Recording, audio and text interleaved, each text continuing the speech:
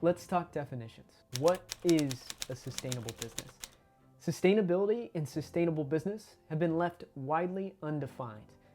This potentially poses a major issue. If these terms remain undefined, the standards on sustainability can be set by those with the largest budgets, infrastructure, PR teams. Brands can dictate culture and influence much else, which we've discussed here before. For example, we have Mark Benioff, the CEO of Salesforce, positioned as a leader on stakeholder capitalism, as reported by NPR in October of 2020. Benioff is quoted in a section titled Defining Stakeholder Capitalism, saying that in addition to their shareholders, the local homeless community in San Francisco and the planet are Salesforce's stakeholders as well. Salesforce also didn't pay a cent in federal income taxes in 2020, despite earning $2.6 billion in profit. Mark personally that year earned $26 million in total compensation. Or we have Walmart setting a stake in the ground, claiming that they will become a regenerative company. This after Walmart has had decades of labor disputes and scandals, from union busting to employing sweatshop labor forces abroad.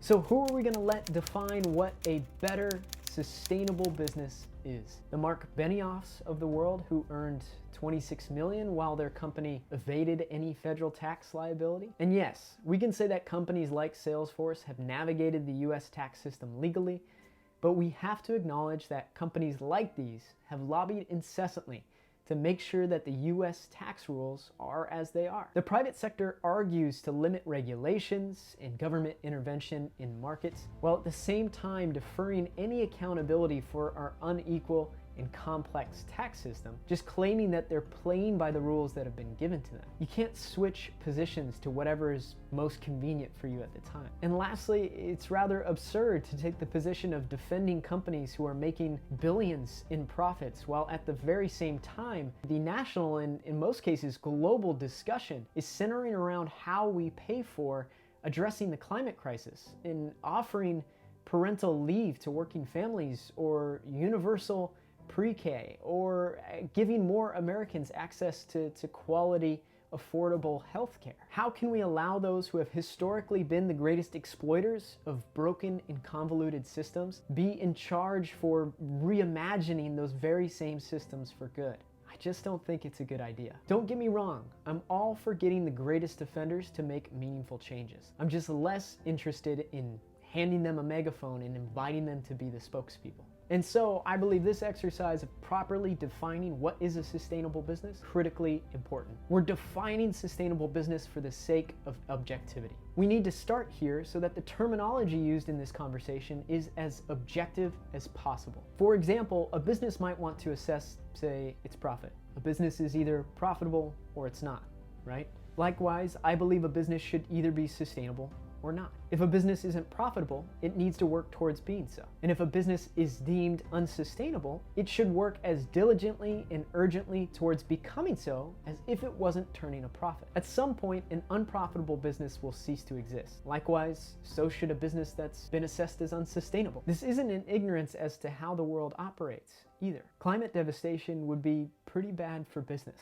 wouldn't it? And at some point, we have to decide, as we have in the past, that some forms of exploitation and extraction, both from people and the planet, aren't worth the wealth in the short term for some that it creates. As renowned environmentalist, entrepreneur, and author Paul Hawken asked of the business community on our podcast together, and what good is that money on a dying planet? Not much good.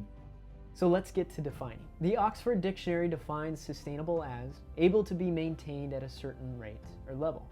So what does that mean for sustainable business? Well, we've hit a tipping point. For business to be able to be maintained at a certain rate or level, business has to leave the world, communities, people, and the stakeholders that it encounters as a result of its existence better off. Our world needs repair. Our planet, our ecosystems, our economies need to be restored. The models for economic growth that got us into this climate crisis and massive inequality won't be the same models that will get us out of it. For business to be done, for the economy to function, business must have a positive impact on people and the planet. And so to us at Grow Ensemble, for a business to be sustainable, it must leave the world around it better off as part of its operation.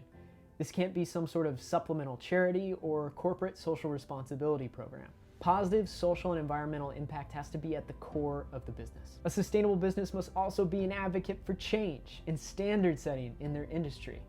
They must continue to redefine and reinvent the level of sustainability and positive impact that any one sector or industry can have. A sustainable business must be kept accountable, not by themselves, but by actively pursuing third-party certifications, external evaluations, and auditing. These businesses must also be radically open and transparent, knowing what their carbon footprint is, being able to tell where and how their products were made, and diligently and consistently making an effort to share this information publicly. It's no longer fair that for a business to succeed, to profit, that people in the planet have to sustain it.